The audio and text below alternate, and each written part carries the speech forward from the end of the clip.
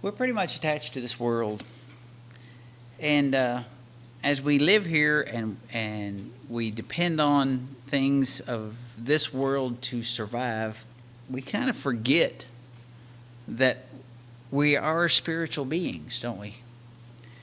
When we have to work so hard to put food on the table and clothe our bodies and pay for medicines, and a lot of our concentration on just taking care of self or our body here on this earth. But I think one of the hardest things sometimes is just to remember that you are a spiritual being. One of the things that might help us to remember that is just being able to think and decipher and plan with your mind. You ever wondered how the mind works? It is an amazing thing, and it's one of the things that sets us apart from all the other animals on the kingdom is the fact that we can plan for tomorrow and figure things out and change the way we live. You rarely see an animal changing the way it lives. When God created the animals to survive, the fish are still in the sea, and you don't see them building the things that man builds here on this earth, or developing technologies like man does here on this earth. One of the things that sets us completely apart from the world is being able to develop and to grow our thinking and change our thinking, which can be a good thing or a bad thing. There's nothing wrong with technology and growing and figuring things out and making the world a better place. That technology sometimes becomes a curse because we start dependent upon that more than we do God. And we start thinking, look what we have made for ourselves here on this earth. And we put God in the back seat, and we start thinking that we are the ones that's most important, and our technology is most important, and we're going to keep advancing that because we have that ability to do that. And we forget that God is the one who gave us that ability to do that. So 1 John 2:15 says, "Do not love the world, nor the things in the world. If anyone loves the world, the love of the Father is not in him." We love this world because we think so much of it, and it is our world to live here, and it sustains us and keeps us alive and develops it. But we forget sometimes that God has one made the world, and he's put all these things in here for us to use, and we need to be grateful that we have them. We need to be grateful that God gave us a mind that we can develop. Can you imagine, after living in the 21st century, and we have all these luxuries and all these abilities to do things, and if you had to get thrown back in time, how long would it take you to adjust to living without electricity or without a vehicle? Just 100 years ago, you didn't just run to town because you needed a part.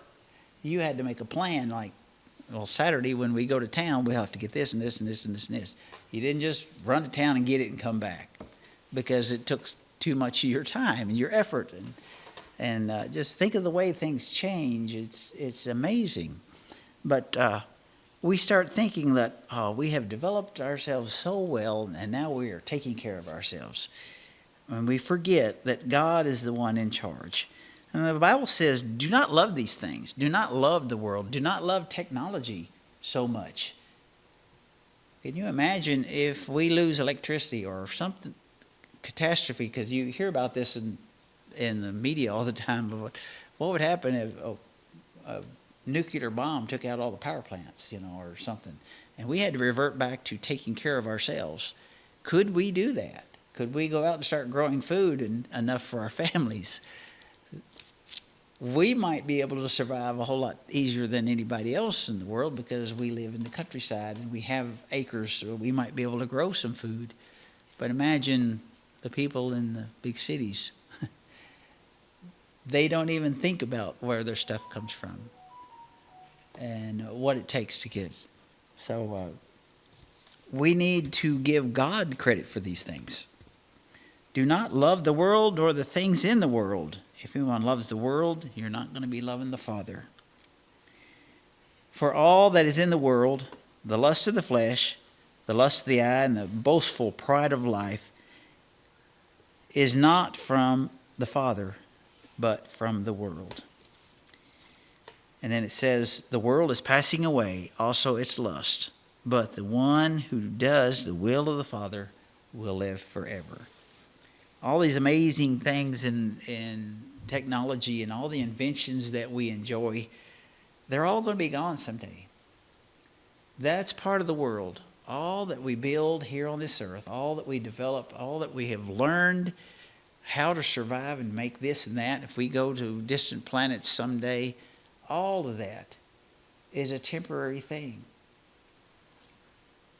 The only way that we're going to survive and live forever is if we give God the credit and be thinking that we are spiritual beings. Our attention needs to turn to, what are we going to do when we're finished living here on this earth? When our life is over, are we prepared for Judgment Day? Are we prepared to enter heaven and eternity? And then all these things that we have developed will be worthless, be like nothing. So we need to be careful where we spend our time, where we spend our emphasis, and what we are doing. Are we acting like spiritual beings that have eternal souls? Or are we acting like this world is all of it? And we're going to get everything we can get while we're here. It's a terrible thing.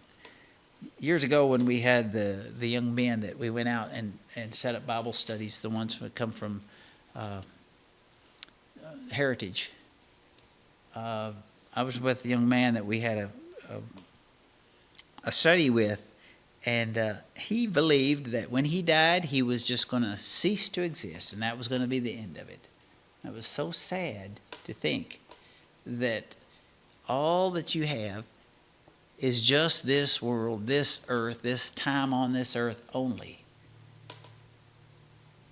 He didn't believe in God, and he was sure that when he died, that was going to be the end of it.